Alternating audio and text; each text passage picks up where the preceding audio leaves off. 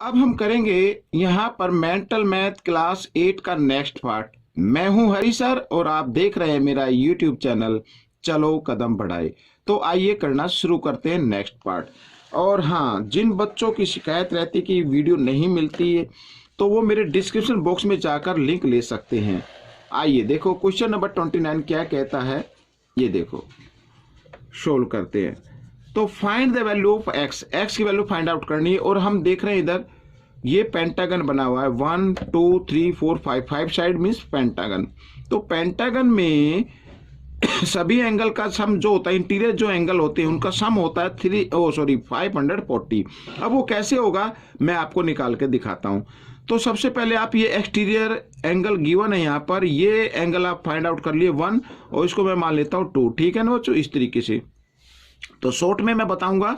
तो यहां पर देखो बच्चों, ये लाइन होती है 180 डिग्री पे। तो एंगल 1 प्लस 80 डिग्री इक्वल होता है 180। इन्हें हम बोलेंगे लीनियर पेयर। ठीक है, यहां पर मैं लिख देता हूं लीनियर पेयर।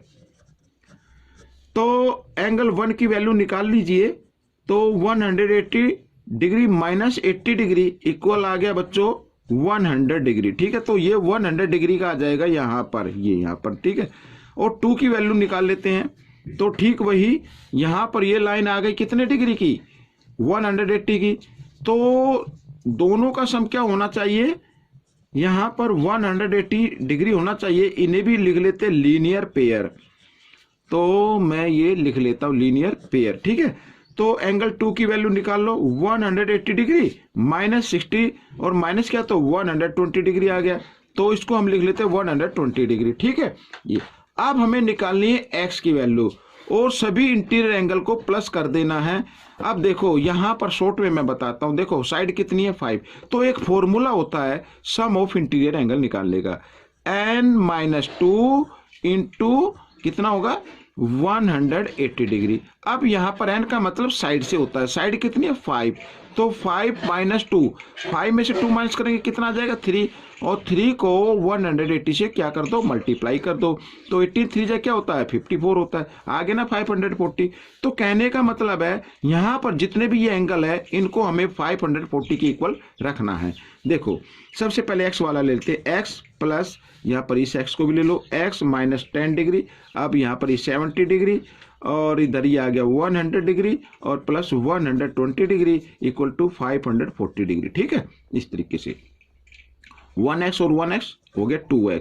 अब यहां पर बच्चों 120 और 220 हो गया, 220 और 70 290 और 290 में से 10 डिग्री माइनस कर दो तो आ गया बच्चों 280 डिग्री आ गया इक्वल टू 540। ठीक है, यहां पर अब 2x इक्वल 540 डिग्री, 280 को ले आओ इधर, माइनस का हो जाता है और माइनस कर लेते हैं बच्चों, 0 की 0, 4 में से 8 माइनस होंगे, बोरो लिया, 14 में से 8 माइनस के 6, यहाँ पे रह गया 4, 4 में से 2 2। ठीक है, इस तरीके से।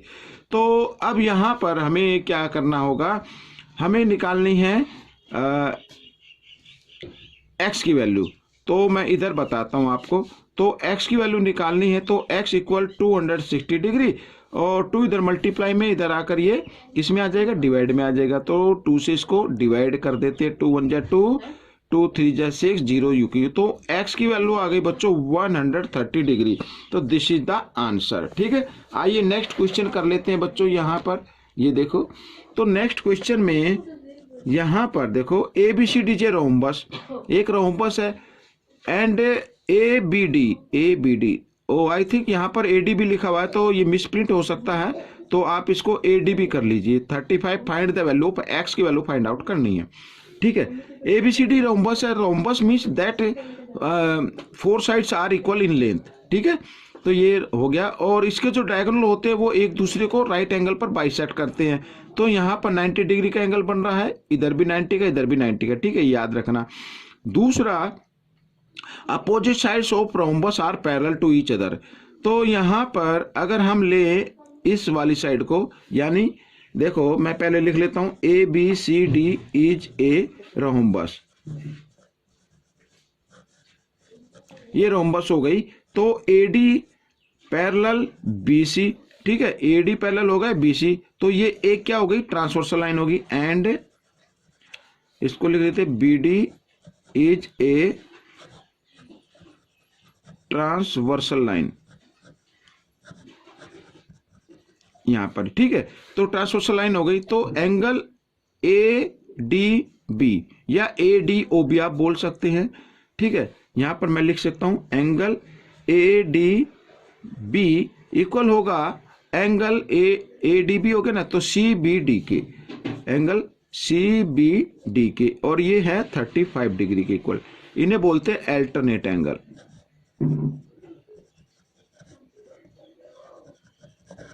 ये मैंने लिख दिया, ठीक है। तो ये अब आ गया 35 डिग्री का। एक्स की वैल्यू फाइंड आउट करनी है, और ये कितने, ओ कितने का है, 90 डिग्री का है। तो बच्चों अब देखो in triangle BOC, in triangle BOC, तो एंगल यहां पर डायरेक्ट लिख देता हूं 35 डिग्री, और ये जो है ये 90 डिग्री, ठीक है। और यहां पर ये x degree equal to 180 degree, ठीक है। समझ में आ गया। अब यहां पर करना क्या है, दोनों को ऐड करना है और x की वैल्यू निकाल लेनी है। x equal 180 degree. अब देखो ऐड कीजिए तो आ गया 125, तो 125 इधर प्लस का होगा, इधर आकर ये माइनस का हो जाता है, और माइनस किया, आइए कर लेते हैं, 10 में से 5, 7 में से 2 5, तो 55 डिग्री आ गया बच्चों। x की वैल्यू 55 डिग्री आ गई। तो बच्चों ये बिल्कुल शॉर्ट में मैंने बताया है, आप ज़्यादा से ज़्यादा प्रैक्टिस कीजिए, इससे भी ज़्यादा शॉर्ट में आप कर सकते हैं, माइंड में कर सकते हैं, ठीक है। मेरे को एक्सप्लेन करना पड़ता कुछ बच्चों के लिए, तो प्लीज़ आप उसको ध्यान से देखें और सीखें। देखो question number 31, find the value of x. X की वैल्यू फाइंड आउट करनी है बच्चों यहाँ पर, ठीक है। अब यहाँ पर एक्स की वैल्यू देखो, सभी एक्सटीरियर एंगल गिवन है और ये एक्स की वैल्यू है, तो ये साइन है बच्चों, ये यहाँ पर 90 डिग्री का एंगल बना हुआ है, ठीक है। आइए कर लेते हैं। तो देखो 90 प्लस 50 प्लस 115 और प्लस एक्स, ठीक है, 4 एंगल हो गए ना, 1 2 3 4, सभी एक्सटीरियर एंगल है। और एक्सटीरियर एंगल का जो सम होता है बच्चों 360 होता है, ठीक है। ये पॉलीगन है और पॉलीगन में जितने भी एक्सटीरियर एंगल होंगे उनका सम क्या होगा, 360 डिग्री होगा। अब शॉर्ट में मैं आपको बता रहा हूं, तो यहां पर x की वैल्यू आपको निकालनी है और इक्वल कर देते हैं 360 डिग्री। अब यहां पर देखो 5 0 0, तो 5 का 5 आ जाएगा, इधर माइनस में आएगा, तो ठीक है। और 10 पहले इस पे यहाँ पर 9 और 5 14 और 1 15 का 5 कैरी 1 और 1 और 1 2, ये आ गया बच्चों। तो माइनस कर दीजिए, 10 में से 5 5, 6 में से 5 में से 5 गए 0, क्योंकि 1 इधर आ गया था तो 5 रह गए, और 3 में से 2 गए 1, तो 105 डिग्री वैल्यू आपकी आ गई इसमें। आइए क्वेश्चन नंबर 32 कर लेते हैं बच्चों। तो 32 में भी कोई ज़्यादा मुश्किल नहीं है, आपको जो गिवन है पहले वो देख लेते हैं। ABCD पैलोग्राम, यहाँ पैलोग्राम है, find the value of XYZ, XYZ की वैल्यू फाइंड आउट करनी है। तो सबसे पहले देखो ABCD पैलोग्राम, तो यहां पर मैं आपको बता रहा हूं AD पैरेलल होगी BC के, ये पैरेलल होगा ही बच्चों। तो यहां पर लिख देते हैं, एक बार लिखना तो पड़ेगा, ABCD इज ए पैरेललोग्राम, ठीक है बच्चों यहां पर। और तो AD पैरेलल BC, ठीक है, और एंड ये एक ट्रांसवर्सल लाइन हो गई, तो and AC is a transversal line,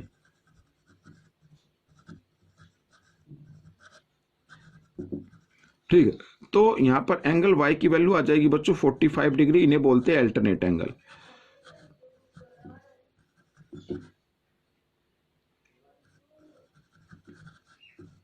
ये अल्टरनेट एंगल आ गए, तो ये 45 आ गया। अब बच्चों यहां पर आप ये देखो, अगर ये ट्रायंगल लेते हैं हम, एंगल ट्रायंगल ABC, ये वाला ट्रायंगल, तो ये एक एक्सटीरियर एंगल बन रहा है ना, और एक्सटीरियर एंगल इक्वल होता है अपने सम ऑफ इंटीरियर अपोजिट एंगल के। तो यहां पर अगर मैं करता हूं इन ट्रायंगल ABC में एंगल, इसको नाम ले लेते हैं बच्चों, T नाम दे देता हूं मैं, CBT। Angle CBT is an exterior angle.